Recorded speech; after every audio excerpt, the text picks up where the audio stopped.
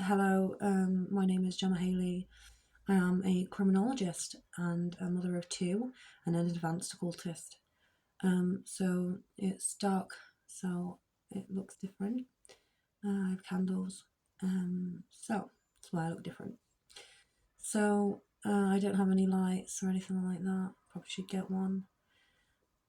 So on this one, I want to talk about the police, the police force, the fractions of society, from a criminological perspective. I'd like to talk about the sectors, so the umbrella of sectors within the system itself, and just as a generalisation of how corruption can take place within these fractions, and how corruption can manifest, and how else we could probably come together, the reasons why the police might fail, and not just the police but everything. So this can be why they fail at their roles. This is why there's always an aspect of injustice within them. And I just want to get into this, and I want to talk about how we can evolve from that space and how we can come together as a unified concept rather than a fragmentation and ultimately leading into a breakaway and not people not wanting that. Enforcing that anyway will only lead to a destructive aspect under a corporate regime as well, or a government regime, whatever. Okay, you can mix and match this, put this to any government, any corporation, anything like this. And I'll get to the conclusion of why I believe this in the end and add some philosophy, I guess. Okay. So, obviously, I might end up in a lot of trouble for saying this, but ultimately I'm a criminologist. This is what we learned. We studied this. So it's not like it's a hidden concept. And when we study this in our criminology degrees, this is the sort of topics that we went through. These are the topics that we spoke about, and it's actually ethical research as well. And it's also observation based. Okay.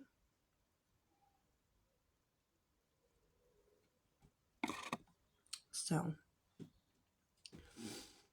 we have to understand that in society, we can have, obviously we have fractions in place to promote aspects of a structural basis in society that creates an aspect of civilized states for the people. Okay, so this is why we have fractions in society, like the council, like a policing service, just these things like a criminal justice system. Yeah, this is why it's all there. It's to engage an aspect of structure within our society to create a more civilized state. Okay, so we can manage problems and efficiently deal with them to come to an aspect of justice, which could be in a form of many ways. This can be forms of support. This can be in forms of, punishing people who have done something wrong. And this can also be, to set structures. And this could be education as well for development. Okay, so these are all the pillars of our society that holds up. It's almost like a temple, and they are the pillars that hold up the roof. Okay, so this is like the roof would be, the people within our society, and this is how, the roof can be an aspect of how the pillars hold up a civilized state, a roof, a fixed roof. Okay, as a form of a shelter. Okay, I guess the people would be below that inside the temple, I guess, and then the roof would be the idea that there's a protective factor, and that's how the roof is firmly fixed because the pillars are in place to protect that. It's the best knowledge I can come up with off the top of my head. And so what happens within these fractions, within these organizations, within these groups, and why this is important? So we need this, obviously, to create a civilized state, so people stay in line with not going around and beating each other up for no reason or something like that. you know, simple things that keep people in aspects of safety, away from harm, and also protective factors, okay? And also areas of development and education, okay? So these are the ideas that were originally put in place to create this structure-based society. So what happens in them when things don't go right? I'm going to use an example now to understand religion, and I go back to this because it's so easy to understand. That over time it's fragmented, that every religion has a piece of the puzzle, and if we ignore one aspect of that religious underpinning, we're not just disrespecting that religion, that culture, we're disrespecting our own ideas to rise in understanding, to get the full understanding, the universal concept of why the religions are there in the first place and what you can connect to that to create a unified understanding. So this is kind of like what we should be doing in these policing sectors, in these social work sectors. And we should be coming to a unified understanding of how to make something better. Okay, or we can just put the pieces together to make it make sense, right? So what happens is that if you have people who work in a position and they are just taking orders, okay, this is an I do energy. This is just I do. Oh shit. So on this one, it'll be this I do. So it'll be I take orders. So I do. So in certain circumstances, people are told from a higher perspective they're told to do something from somebody above them. Okay? So if they're above them, they'd probably be here or here, giving orders to these. Alright? So what happens is when it's largely ignored, it becomes compartmentalized. Okay? You know what that means? It becomes fragmented. Because this person is just I do, listen, I do, this concept, they're just taking orders from probably someone here, that's it, sorry, not here. They could be taking orders from someone here, but they could also be taking some orders from here at judgment. So they're just listening to other people, they're not having their own mind, thinking for themselves, and coming to their own conclusions. They're just taking a judgment from somebody who is maybe far away.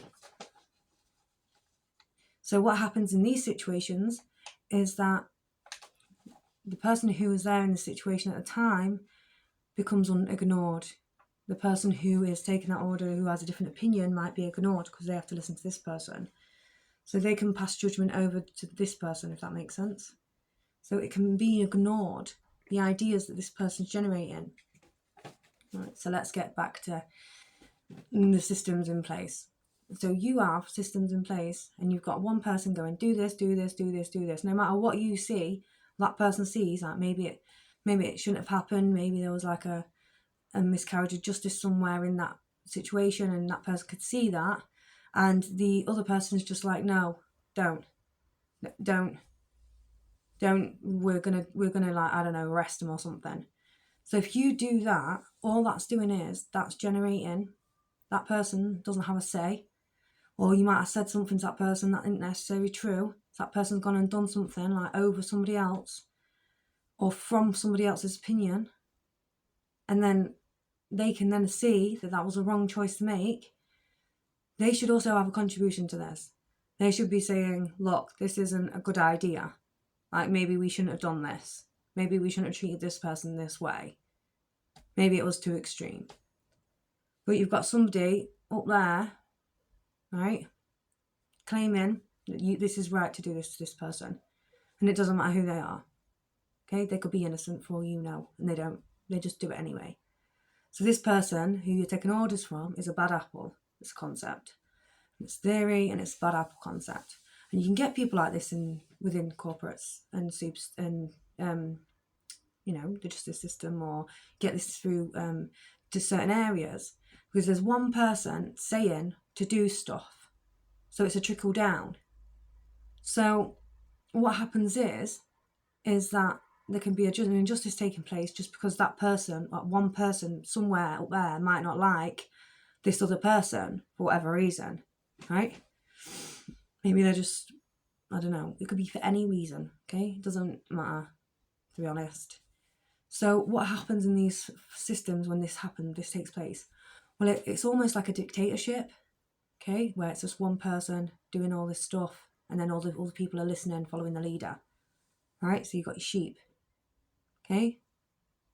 And that's the case. That's how that analogy works. The sheep, okay?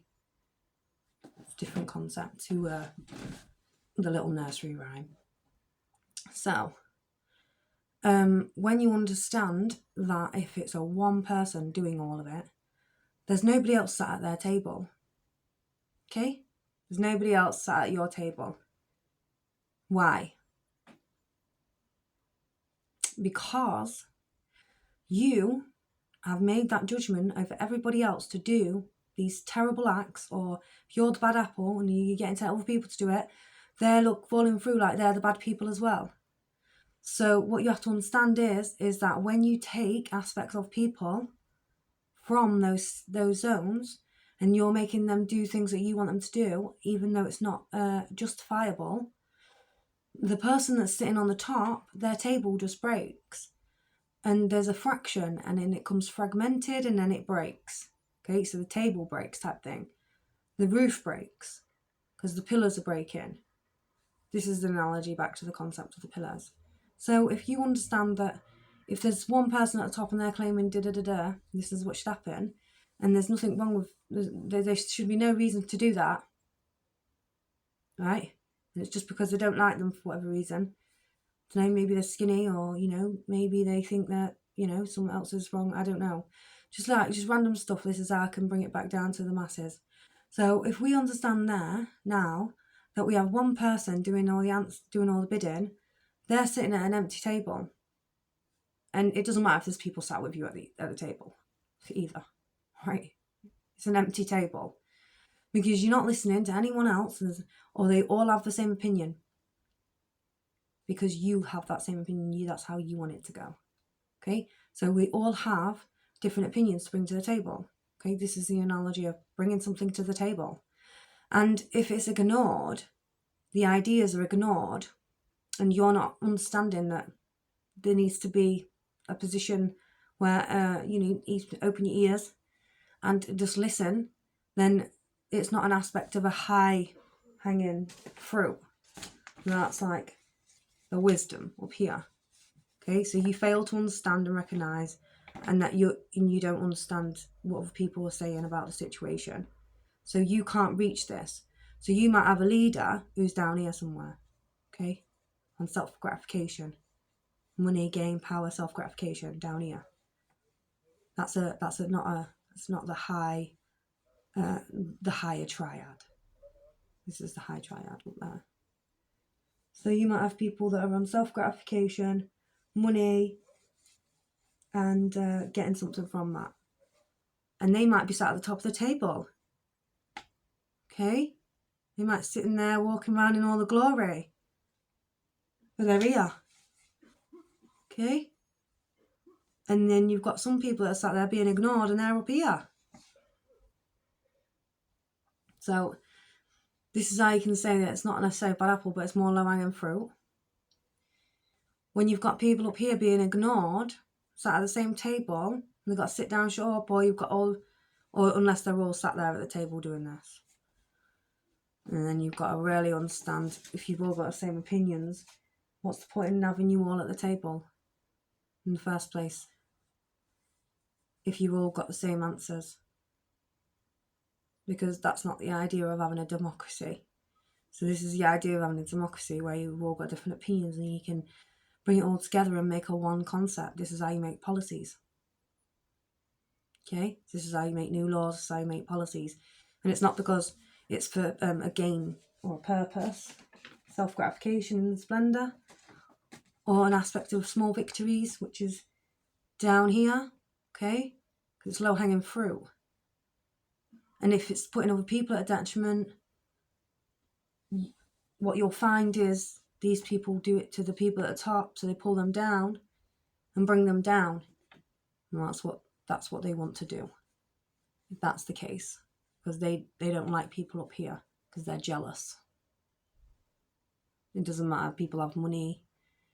Okay, you can have all the money in the world. There will always be something missing. Okay? Because you haven't quite mastered understanding this in your own life. You can judge somebody else all day long in their own lives, in their own self-development process, and look at everybody else and go, oh, you should do this, oh, you should do that. That's down here as well. You need to look at your own life. Where's your perfection? Is it perfection? So why aren't you happy then? Why do you have to go around hurting other people, destroying people's lives because you're down here? You didn't even reach this. You just acquired money and that through this. And if you're doing it through, like, if you're doing it to corrupt the world as well, and you're in positions of power, so let's get back to the positions of power.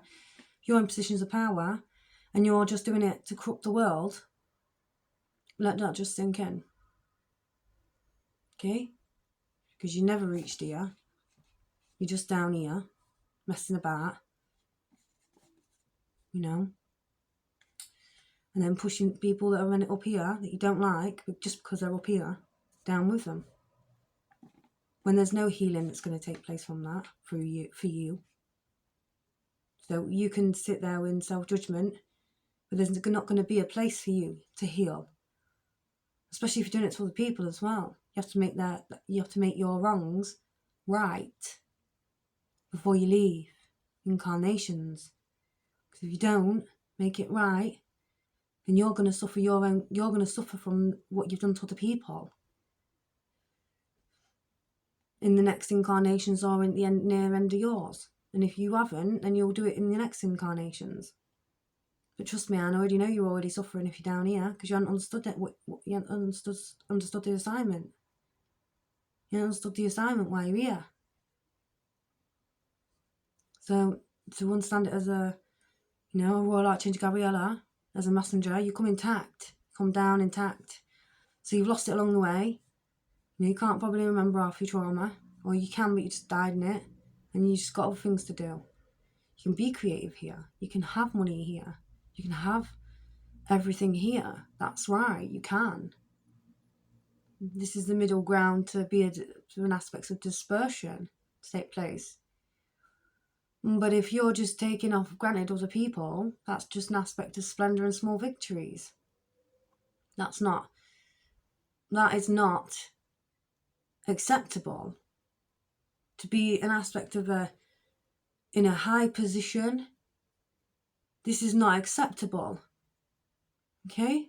To be there, you have to be higher. This is why the Scottish Rite is meant to be this one, not this one down here. Okay? Because the Scottish Rite is this is like the Freemason symbol, like an actual the religion. I don't know if anyone knows that, what it's called, but it's an occult topic as well. It's in the occults and it's Freemasonry. That's that bit there. And then you have the Scottish Rite, which is meant to be up here.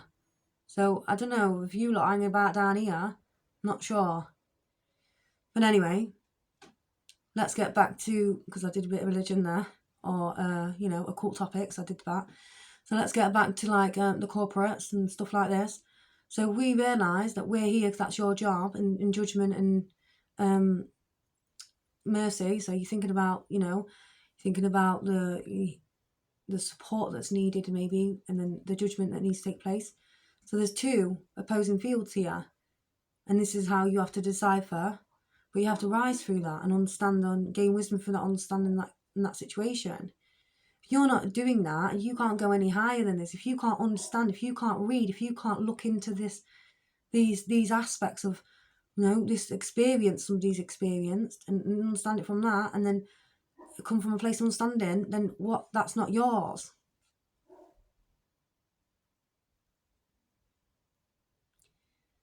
And then if you have people in positions of power, the pillar's going to break. It's going to become fragmented. It's going to be destroyed, and you're just going to end up down here. And you're going to drag all these people down with you to a degree, in a societal concept anyway. So On this, I think it's got darker, I don't know. Anyway, on this, to understand the tree of life, what happens is if when you obviously make a miscarriage of justice, or like if you make wrong decisions, they come down with you, and what you've done is you've broken the pillar. You've dismantled a pillar that was structured in place, that was fine, and you've dismantled it. So what happens is that it's all fragmented, okay, and it needs to either be fixed, or you need to realign something to make it come back together again. And usually how this can happen, so I'm going to get onto this quickly, usually how this can happen is where you all sit down together and you share your ideas. And you don't just override somebody and bully somebody else in an aspect of splendour. You don't just sit there and say, take small gains for, whatever, I'm just going to say this so I can take the money and leave. You don't do that. You actually come together with ideas. Otherwise, that's not you're not worthy of that role. And it is quite a matter of fact that that's the case. So, when I was a little growing up, I used to think, oh my God, these people in power, these people I can trust. These people that can take care of me, and that these people are the ones who I'm supposed to look up to. So what's all that about then? Because when you grow up and you're in them situations, you think that's the normal way, isn't it? You assume that. You assume levels of support. You assume it. So when you grow up and stuff, you expect that still in society, and it becomes a very big shock when that's not really what happens. So this is obviously the difference between having a democracy and a dictatorship, where there's one person or one small group of people who just all agree on the same thing just to do this to people, and then there's no democracy. It becomes aspects of miscarriages of justice within a system. It becomes aspects of fragmentation within a religion, so it stops people from knowing a true universal concept.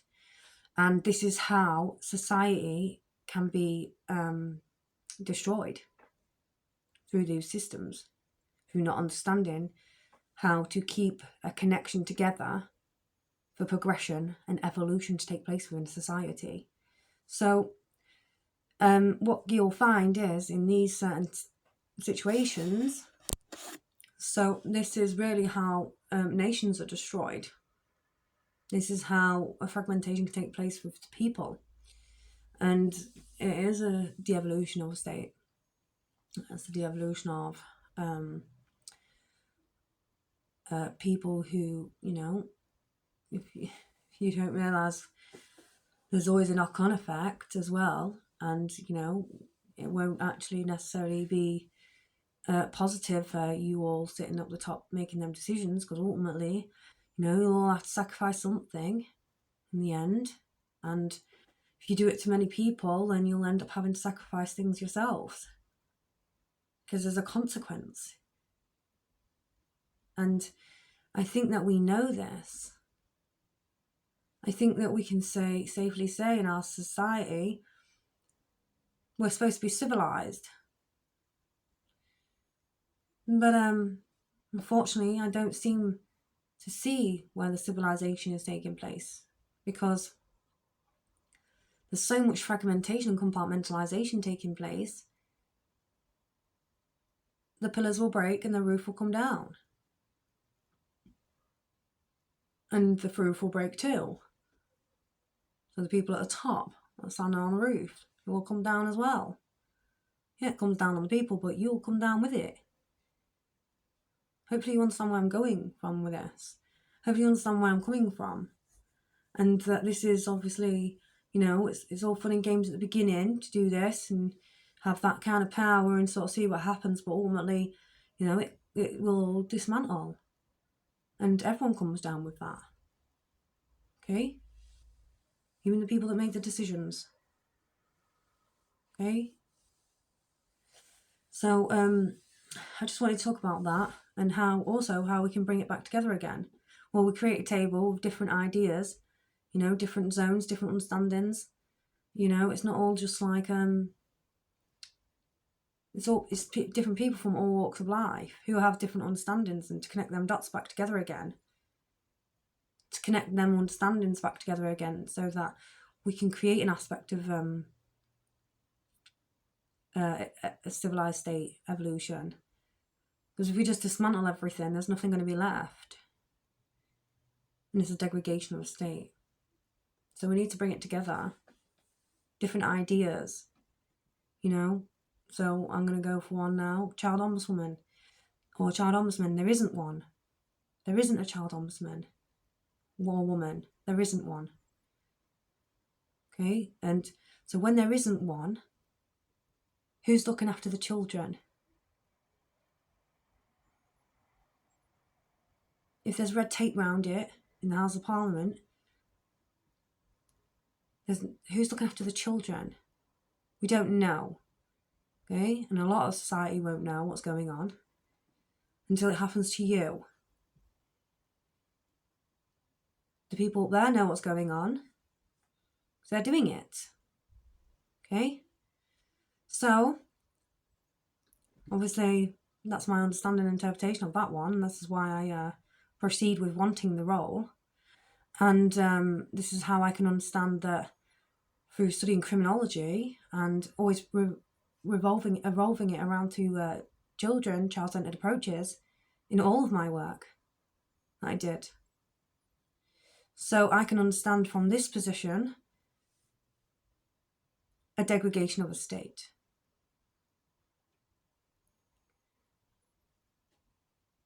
There will be certain types of issues within society that equate to that. But if you understand that if you ignore these things, it's just going to get bigger and bigger and bigger.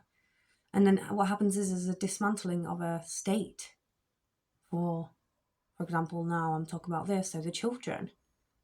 So what do we do? Do we let them do that? Or do we change some laws around here? Get things changed. So we can actually have fruitful like conversations that lead child-centered approaches. That always put in first the mind of the developmental and the well-being of the children. Not because it's for a self-gratification process or a quick access to splendour, but we are taking it from the child centre, so the children sit at the top. We hold the children up and on the pillars, and they sit on the roof. And the people who are running it hold the pillars. They're in the pillars holding it up to protect the children on the roof, because that's where they are. Obviously, it's an idea of lifting them up to make it a child-centered approach, not a top-down centered approach where the rulers sit at the top, but it's the children, because they're the ones who are going to run these next generations. And we're all going to reincarnate back through, so we'll all understand then what type of world we created in the last lifetime, in the positions of people in power, and we all fall back through on them streams. So there's going to be some people who slip the net. There's going to be some people who